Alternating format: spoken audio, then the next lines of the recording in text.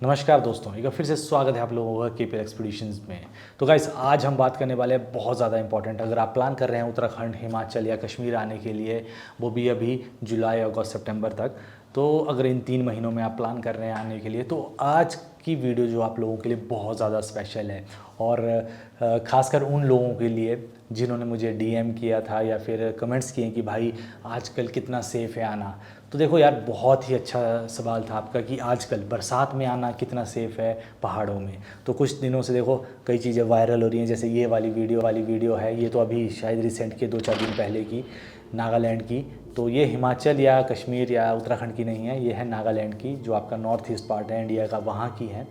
तो जो वहाँ पे क्या हुआ कि बारिश हो रही थी, जैसा आप देख सकते हैं, और ऊपर से पत्थर गिरा और उसने गाड़ी की हालत पतली कर दी यार। आप देख सकते हैं किस तरह, मतलब समझ रहे हो, नेचर के आगे हम बिल्कुल ज़ीरो हैं भाई। तो मैं ये कहना चाहूँगा कि अगर आप सोच रहे हैं कि हम नेचर के ख़िलाफ़ चले जाएंगे, नेचर से लड़ लेंगे, तो ये हम कर ही नहीं सकते। मतलब हम ना चींटी से भी छोटे हैं नेचर के सामने, तो इसीलिए हम नेचर से लड़ना तो मतलब कुछ कर नहीं सकते। बट हाँ, कुछ एक ऐसे हम पॉइंट्स हैं, कुछ एक ऐसे हम चीज़ें ध्यान में रख सकते हैं जिसके कारण ना ये हादसे हमारे साथ ना हो, मतलब चांसेस कम हो जाएं। देखो, बाकी ज़िंदगी मौत का तो सब ऊपर वाले पे है, बट हम कुछ एक चीज़ें ध्यान में रख सकते हैं। जब भी पहाड़ों में आए तो हमारे जो चांसेस एक्सीडेंट के वो बहुत कम हो जाते हैं, ठीक है। और हाँ, यहाँ पे कई ऐसे आएंगे कि भाई हमने, और यहाँ पे मुझे पता है काफ़ी लोग ऐसे भी कमेंट करेंगे कि बोलेंगे यार भाई हम तो बारिश में पहाड़ों में गए, हमारे साथ कुछ नहीं हुआ। देखो, जो होता है ना वो सिर्फ 1%, 2% लोगों के साथ होता है। बाकी जो 98% होते हैं वो मस्त निकलते हैं, सफ़र करते हैं, कोई कुछ नहीं होता। बट जो 1-2% में फंस जाते हैं भाई, उनके साथ यही होता है जो आप देख रहे हैं। तो ये अब गलती किसकी है, क्या है, तो इसके लिए आपको थोड़ी चीज़ें समझनी पड़ेंगी। तो देखो, सबसे ज़्यादा जो लैंडस्लाइड होती है ना, वो होती हैं आपकी जुलाई से लेकर सितंबर में। कई सोचते होंगे सितंबर में, जी हाँ, मनाली में अगर मैं अपने यहाँ का रिकॉर्ड बता दूँ तो मनाली में यार सितंबर में ज़्यादा लैंडस्लाइड्स होती हैं, बाढ़ ज़्यादा आती है एज़ कम्पेयर टू जुलाई। आजकल चल रही हैं, ऐसा नहीं है कि नहीं, बट कुल्लू के बाद जो कुल्लू मनाली का एरिया, यहाँ पे अगस्त और सितंबर में ज़्यादा होती हैं। और रीज़न सबसे पहले बता दूं लैंडस्लाइड का क्या है। देखो, जैसे पहले क्या थे, बिल्कुल पहाड़ थे, छोटे रास्ते थे, ऐसा नहीं था उस टाइम नहीं होते थे, उस टाइम भी होते थे। बट अब क्या हो गया, मैक्सिमम जगह जाओगे आप 4 लेनिंग हो चुकी है, मीन्स रोड कंस्ट्रक्शन हो रहा है। तो लैंडस्लाइड का एक रीज़न ये भी है कि हैवी कंस्ट्रक्शन, कहीं पे भी चले जाओ अगर आपको 4 लेन, ऑब्वियसली यार अगर डेवलपमेंट चाहिए तो फिर ये चीज़ें आपको क्या करें, ये चीज़ें सहनी पड़ेंगी। तो अगर आप डेवलपमेंट के ख़िलाफ़ हो, अगर आप चाहते हैं कि ऐसी चीज़ें ना हो, तो आपको डेवलपमेंट के ख़िलाफ़ भी जाना पड़ेगा। तो जब रोड कंस्ट्रक्शन के लिए देखो, पहाड़ों में आपको पता है पेड़ों की कटाई होती है, बहुत ज़्यादा पेड़ कटते हैं, चाहे आप कहीं की भी बात कर लो। जब भी आपको रोड कंस्ट्रक्शन चाहिए तो जिस रास्ते से उन्होंने रोड डिक्लेयर किया होगा, उस रास्ते में जो भी पेड़ आएंगे, कुछ भी आएंगे, वो काटना पड़ेगा। तो जब पेड़ काटेंगे या कुछ काटेंगे तो उससे क्या होगा, या फिर उस पहाड़ को जब खोदेंगे तो जो उसकी लास्ट की जो बेस है ना, बेस हिल जाता है उससे। तो जब बेस हिलेगा तो फिर भाई ऊपर की जो मिट्टी होती है, उनको स्टेबिलिटी के लिए क्या चाहिए, कुछ है नहीं उनके पास। तो वहाँ पे या फिर पेड़ लगा देंगे या कुछ ऐसी चीज़ें कर देंगे। पर पेड़ भी लगाएंगे, वो कोई ऐसा नहीं अगले साल में बहुत बड़े हो जाएंगे और वो मिट्टी को स्टेबल कर देंगे, तो उसके लिए भी वक्त चाहिए। तो बस वही बात है, जब पानी गिरेगा ऐसे सूखे टाइम, मीन जैसे ऐसे, चाहे वो जैन का महीना ले लो, मार्च का ले लो, अप्रैल का ले लो, अक्टूबर, नवंबर, दिसंबर, कोई भी महीना ले लो, वहाँ पे बारिश कम होती है जिसके कारण वो मिट्टी स्टेबल रहेगी। बट जैसे ही बारिश फुल उफान पे आएगी, बरसातों में आएगी, तो वो मिट्टी धीरे धीरे खिसकना चालू हो जाएगी।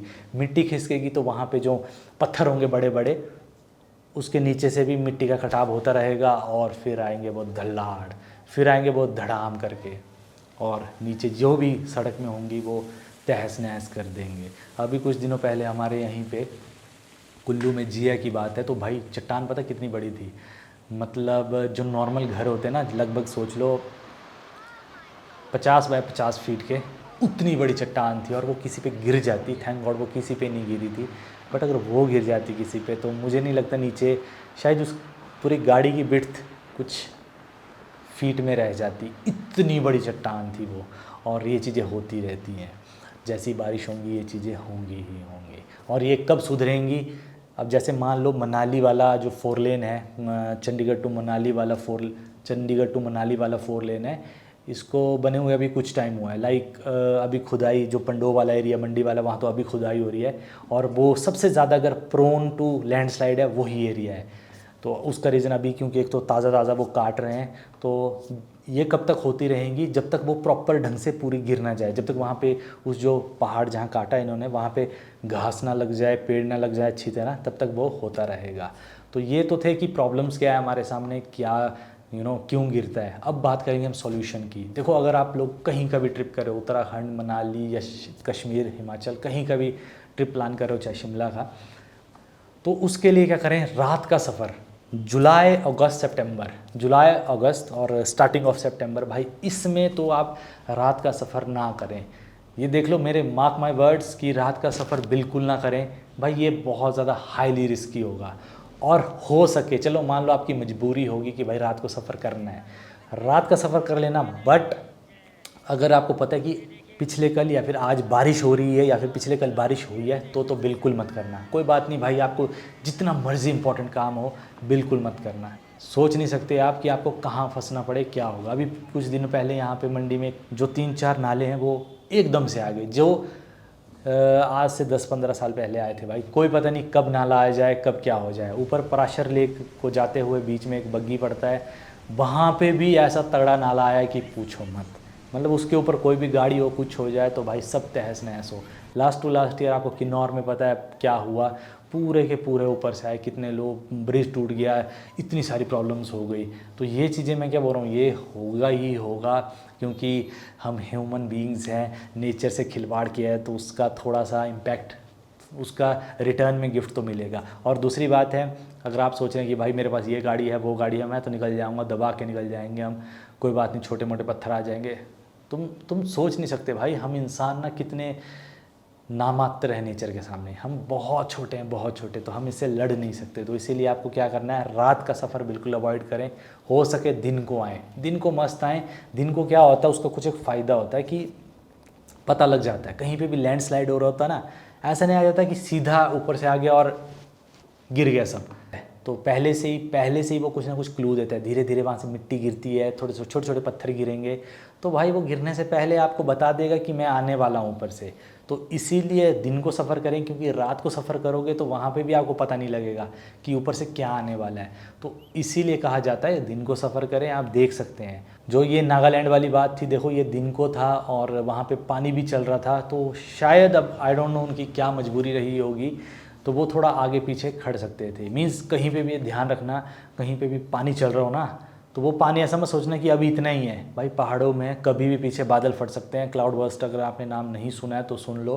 क्लाउड बर्स्ट क्या होता है, एक जगह बादल इकट्ठा हो गया और उसमें जितना भी पानी इकट्ठा होगा ना, वो एक जगह गिरेगा धुड़ाम करके, और वो सीधा ऊपर से आएगा और जो भी बीच में होगा उसको लेके जाएगा भाई। और पहले हमारे यहाँ कम होते थे, अब पता नहीं क्यों, क्लाइमेट चेंज के चक्कर से या फिर कोई और रीज़न होंगे, उसके चक्कर से बहुत ज़्यादा क्लाउड बर्स्ट होते हैं। मीन्स बहुत फ्रीक्वेंट हो जाते हैं बरसातों में। तो इसीलिए दिन को सफ़र करें बिना टेंशन के और खुल के आएँ। और दूसरी बात ये है,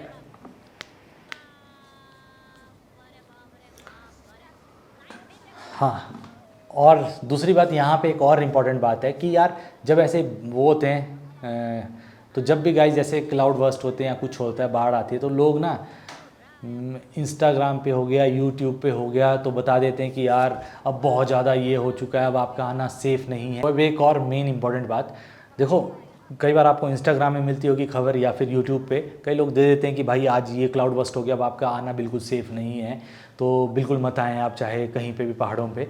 तो देखो ऐसा भी नहीं है कि यार यहाँ पे रोज़ चलते हैं। पीछे हुआ था एक बार, तो शायद अब अगले महीने होगा या फिर उससे अगले महीने होगा, तो देख लेना। मैं एक इसका सॉल्यूशन बता देता हूँ। ऐसा भी नहीं कि बिल्कुल ही 100% अनसेफ़ होता है पहाड़ों में आना आजकल। यार हम लोग भी बरसात में सफ़र करते हैं, पहाड़ के जो लोग होते हैं, हम चंडीगढ़ जाते हैं, दिल्ली जाते हैं, और हर दिन बसेस चलती हैं यहाँ पे, तो ऐसा नहीं है कि हर दिन अनसेफ़ होता है। उसके लिए ना वही बोला कि थोड़ा ध्यान रखना पड़ेगा आपको। जैसे बारिश, आप गूगल में जा सकते हैं, वेदर रिपोर्ट पढ़ सकते हैं कि भाई बारिश है या नहीं, या फिर आज से 2-4 दिन पहले कहीं बारिश तो नहीं हुई। बस ध्यान वही रखना है कि आपको ज़्यादा बारिश में नहीं आना है, बारिश में सफ़र मत करिए। ये मैं भी रिकमेंड करूँगा, सभी बोलेंगे बारिश में मत करिए, बट दूसरी बात ये है कि ऐसा भी नहीं कि सफ़र ही मत कीजिए। चुपचाप वेदर रिपोर्ट देखिए, अगर मौसम साफ़ है तो आप आएँ, कोई दिक्कत नहीं होती है। और यहीं पे हम एक ऐड करना चाहते हैं, क्या स्पीति साइड, लद्दाख साइड आजकल जाना सेफ़ है या नहीं। देखो वही बात होगी जैसा हिमाचल की बात करोगे, उत्तराखंड की बात करोगे, वेदर रिपोर्ट पढ़ के आना। सच्ची बात है कि मनाली से बहुत कम बारिश होती है स्पीति में या फिर लद्दाख साइड जब आप मनाली से जाते हैं, बट सबसे हाई रिस्क की वही होते हैं भाई। वहाँ धूप लगी होती है, प्रॉपर धूप लगी होती है, और कब नाले आ जाए वो पता नहीं होता। यहाँ तो पता है कि बारिश हो रही है तो नाले आने के चांसेस हैं, बट वहाँ पे क्या होता है कि मस्त धूप लगी होती है, क्योंकि दूसरी साइड जो मनाली वाली साइड है या हिमाचल वाली साइड है, वहाँ ठीक बारिश हो रही होती है और वही नाले आ जाते हैं। तो इसीलिए वो ज़्यादा ध्यान में रखने हैं। और कुछ सालों पहले मैंने तभी एक वीडियो भी डाली थी कि आपकी ग्राउंड क्लियरेंस हाई होनी चाहिए, गाड़ी आपकी दमदार होनी चाहिए मनाली लद्दाख करने के लिए या फिर स्पीति के लिए। तो मुझे काफ़ी कमेंट्स थे कि यार भाई हमने तो नैनो ले गए, हम ये ले गए, वो ले गए। देखो यार, मैंने पहले कहा था तुम गधे को ले जाओ चाहे घोड़े को ले जाओ, सब चले जाएंगे। बट वही दिक्कत है कि मान लो गलती से बीच में नाले आ गए, कुछ आ गए ना भाई, तब तुम छोटी गाड़ी से क्रॉस ही नहीं कर पाओगे, बीच में फंस जाओगे। और एक एग्जांपल नहीं है, हर साल मनाली ले में बीच में बोलते ना वही 1-2% लोग फंस जाते हैं और उनको नानी याद आ जाती है। तो इसीलिए अपना ध्यान रखें और बरसात में हो सके पहले अपनी पूरी डिटेल बनाएं कि हमने कब जाना है, कितनी बारिश हो रही है या नहीं, पूरी डिटेल बना के। और रात का सफ़र अभी भी बोल रहा हूँ भाई, बिल्कुल अवॉइड कर दीजिए रात का सफ़र। अगर बारिश हो रही होगी तब तो 100%, अगर बारिश नहीं हो रही है तब थोड़ा सा वो कर सकते हैं। बट अगर रात का सफ़र करना ही तो आप दिल्ली से रात का सफ़र चालू कर सकते हैं। आप जैसे ही कुल्लू मनाली पहुंचोगे या फिर उत्तराखंड की जगह पहुंचोगे या कश्मीर की जगह पहुंचोगे तो आपको सुबह हो जाएगी। तो वो ठीक है एज़ कम्पेयर टू आप वहाँ से सुबह दिन को चलें अपने दिल्ली वगैरह से, तो रात को आप पहुंचोगे इन पहाड़ों के बीच से, तो वो ज़्यादा डेंजरस है एज़ कम्पेयर टू वहाँ से आप अपनी जगह से रात को सफ़र चालू कर सकते हैं। तो बस गाइज आज के इस व्लॉग के लिए इतना ही, मिलेंगे नेक्स्ट व्लॉग में। टिल देन जय हिंद, जय Bharat and stay safe, bye bye. फिर भी आपका कोई डाउट रह जाता है तो कमेंट सेक्शन में पूछ सकते हैं बिंदास होके।